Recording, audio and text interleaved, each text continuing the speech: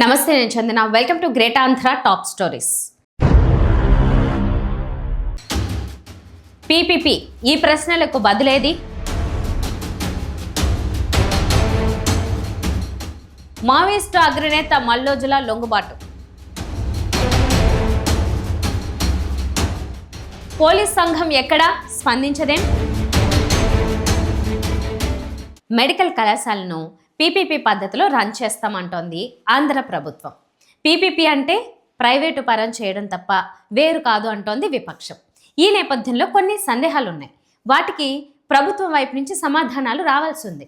అప్పుడే ప్రభుత్వం మీద నమ్మకం కలుగుతుంది. చాలా కాలం క్రితం మన తెలుగు రాష్ట్రాల్లోని ఓ ప్రముఖ ఆసుపత్రికి నార్త్ ఇండియాలోని ఓ పెద్ద నగరంలో ఇలాంటి పీపీపీ మోడల్ ఆసుపత్రి దక్కింది.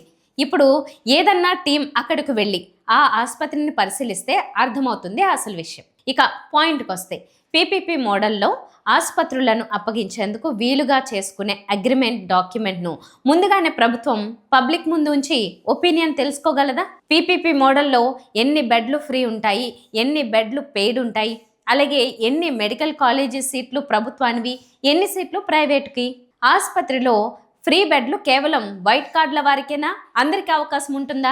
ఒకవేళ కేవలం వైట్ కార్డుల వారికే ఫ్రీ ట్రీట్మెంట్ అయిన పక్షంలో మామూలు వారికి ఫీజులు ఏ విధంగా ఉంటాయి? ఓ ప్రముఖ క్యాన్సర్ ఇన్స్టిట్యూట్ ఉంది హైదరాబాద్లో, పేరుకు ట్రస్ట్. కానీ అక్కడ వైట్ కార్డుల వారికి మాత్రమే ఫ్రీ, మిగిలిన వారందరికీ ప్రైవేట్ ఆసుపత్రుల మాదిరిగా ఫీజులు వసూలు చేస్తారు. దానికి కోట్లల్లో విరాళాలు అందుతుంటాయి.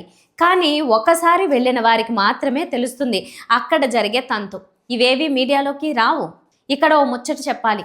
ఏదైనా మెడికల్ కాలేజీ కావాలంటే దానికి అనుబంధంగా 100 పడకల ఆసుపత్రి కూడా ఉండాలి.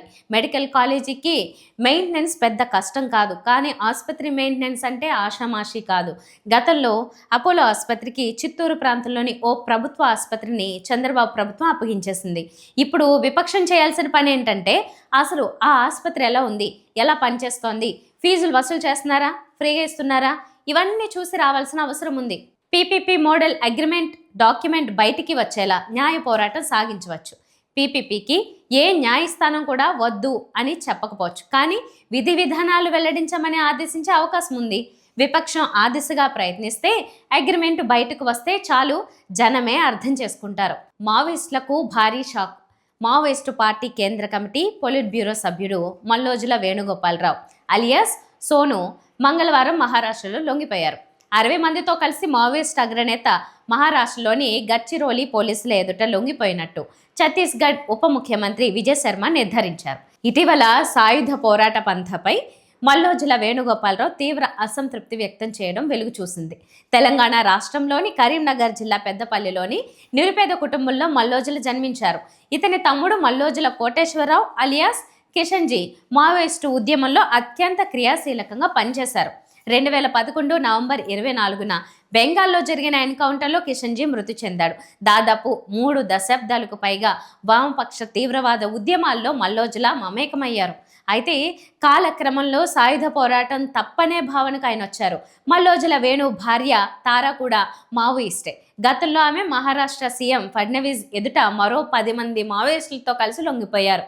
గడ్చిరోలి ప్రాంతంలో మోస్ట్ వాంటెడ్ మావోయిస్టుల జాబితాలో ఉండడంతో పాటు ఆమె తలపై భారీ రివార్డును కూడా పోలీసులు అప్పట్లో ప్రకటించారు. ఉద్యోగుల సమస్యల పరిష్కారం కోసం ఏ ఉద్యోగ సంఘమైనా పనిచేస్తుంటుంది. అవసరమైతే రోడ్డెక్కడానికి కూడా వెనకాడిన ఉద్యోగ సంఘాలని చూస్తుంటాం. అయితే ఉద్యోగ సంఘాల్లో పోలీస్ సంఘం ఎంతో ప్రత్యేకం.